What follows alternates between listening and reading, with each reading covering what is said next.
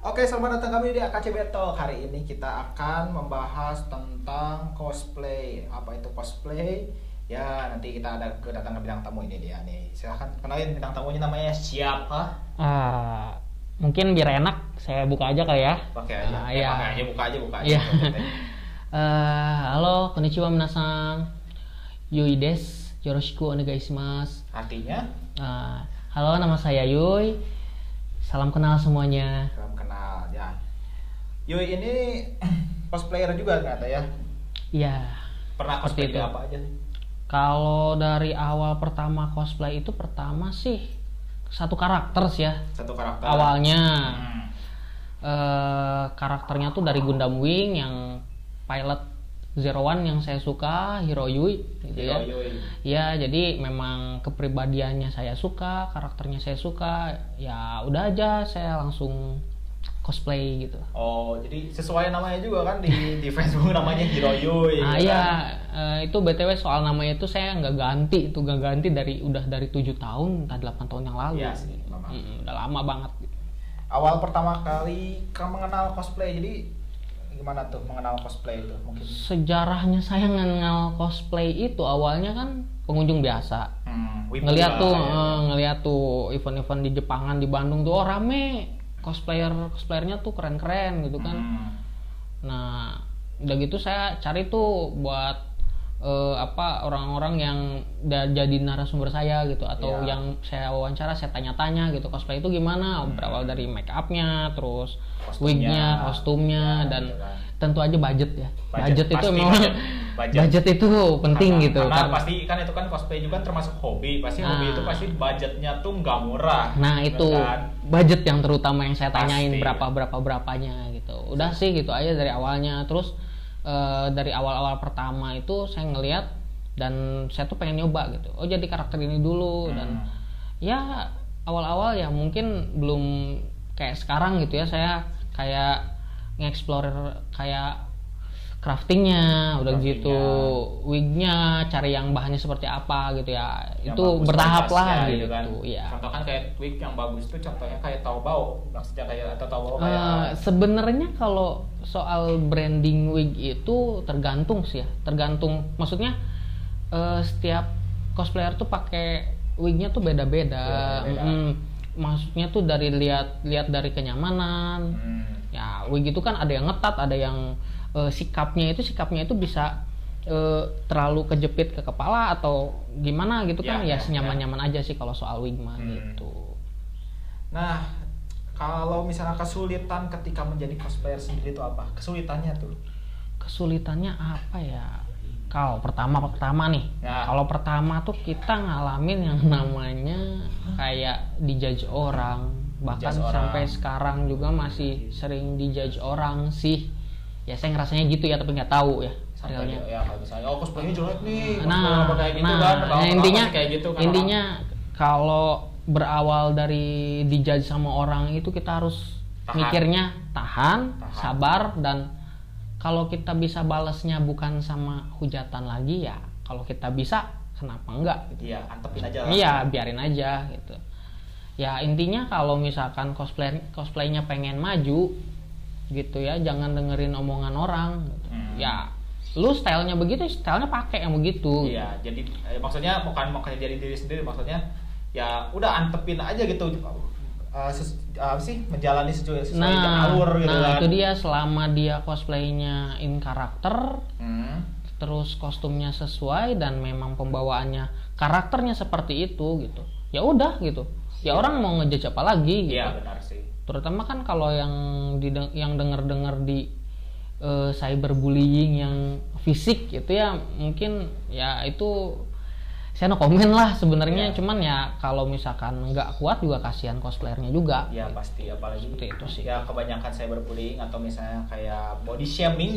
Body shaming untuk cosplayer tuh lebih ke body shaming sebenarnya. Ya kayak misalnya mungkin kita mau cosplay jadi ini tapi postur badan kita nggak sesuai atau mungkin muka kita kurang sesuai, itu bakal jadi hujatan bagi netizen di sosial media. Ya terutama yang memang orangnya memang julid gitu ya, julid sama orang lain. Nah gitu bisa kasihan juga ke cosplayernya gitu, karena dia terlihatnya memang udah cocok gitu ya, dan udah stylenya dia seperti itu, karakternya seperti itu, oh ya udah gitu, itu oke aja menurut saya kayak gitu.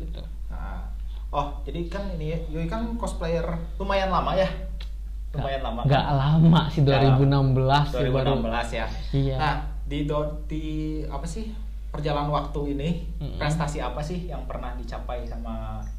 Kalau saya sih ya alhamdulillah gitu ya, kalau soal prestasi ya kesini memang ada gitu satu gitu, itu pun cuman kayaknya sekali-kalinya gitu, dan alhamdulillahnya itu di tingkat Asia kalau nggak salah, Singapura, di STGCC ya, STGCC ya, dan itu kompetisinya tuh unik, rame banget gitu, dan memang kalau kita pakai kostum yang lagi viral, apalagi yang lagi trending topik kayak waktu itu tuh lagi trendingnya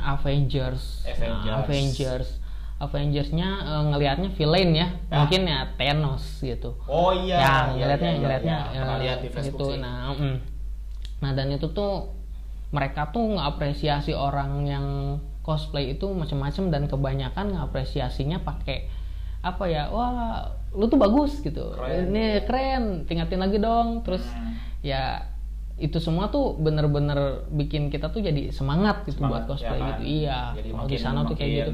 Wah, iya. Dan saya juga kesana nggak sendiri gitu, ada partner. Gitu. Ya. Partnernya ya yang pakai Garo, Yosar. Oh, Yosar. Itu aja sih partner saya di sana. Kita barengan ke sana gitu berdua. Pengalaman di STGCC itu di Singapura tuh apa aja tuh pengalaman apa unik ya? Apa gitu kan, ada kan pasti ada pengalamannya gitu kan. Kalau uniknya sih cuman satu ya, ketika saya lepas kostum dan orang tuh kaget gitu. Lu ya yang pakai kostum yang besar itu gitu.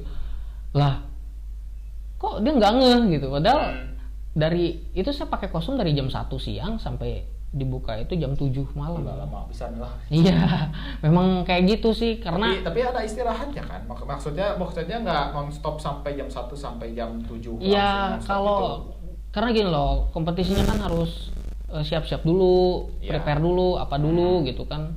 Jadi di situ juga kita tuh dipersiapkan biar pas naik ke stage-nya juga nggak apa ya istilahnya, nggak kaget sama nggak ngedadak gitu. Jadi prepare itu pakai kostum dari siang gitu, dan kompetisinya kalau nggak salah sore gitu ya.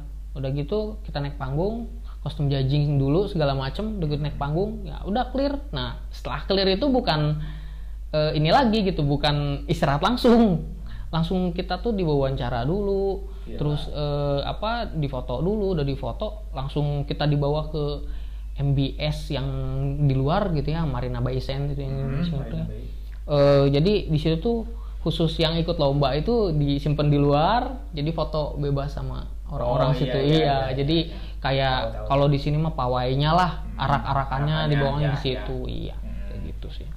Nah, ada nih tips bagi pegiat Jepangan yang pertama kali debut tampil untuk cosplay. Tipsnya apa itu? Apa ya? Tipsnya tuh pede sih. Pertama pede. Mungkin kalau bicara soal pede, saya pun orangnya nggak pede gitu. Artinya kalau pertama saya memang nggak pede, tapi makin kesini ketika saya ngelihat orang-orang terdekat saya gitu, orang-orang yang memang udah di dunia cosplaynya udah lama, cosplayer yang udah senior tuh dilihat tuh, oh perjuangannya kayak gini. Memang awalnya memang berat juga gitu, sampai ada yang awalnya cosplay pakai kardus lah, styrofoam segala macam kan kreatif tuh. Yang tali raffia dicat pakai cat rambut. Nah, gitu kan. Itu awalnya itu kayak gitu dulu kan pas dilihat tuh. Jadi kita harus ngecontoh gitu, ambil yang baik-baiknya aja gitu. Hobi manapun ambil yang baik-baiknya aja. Ketika kita ngambil yang baik pasti itu hasilnya baik juga. Dan ketika kita terlalu mikirin omongan orang dan ngejudging itu tuh, oh kita tuh ternyata gini nih, kita tuh ternyata jelek nih, negatif nih. Nah, dan itu tuh berpengaruh sama sugesti diri sendiri. Nah, itu yang bahaya tuh ya. Jadinya kan kita ngedown terus cosplaynya insecure kayak gitulah. Emang insecure. Kayak gitu. Mungkin ada faktor daya luar juga kan. Karena kan itu kan dia terlalu mendengarkan omongan-omongan yang menurut saya nggak usah didengerin lah gitu ya. Udah biarin aja. Iya. Itu sih kalau tipsnya. Terus kalau untuk ngembangin bakatnya tuh kita dari belajar semuanya juga. Iya, dari ya awalnya juga saya belum bisa crafting tuh, dan makin kesini saya ya bisa lah gitu crafting walaupun sedikit, nggak ini banget gitu, nggak terlalu sering banget. Iya, benar-benar. Ya, ada saran pesan harapan untuk pegiat Jepangan khususnya cosplayer. Jadi harapan buat cosplayer atau pegiat Jepangan di Indonesia itu apa sih? Apa ya harapannya?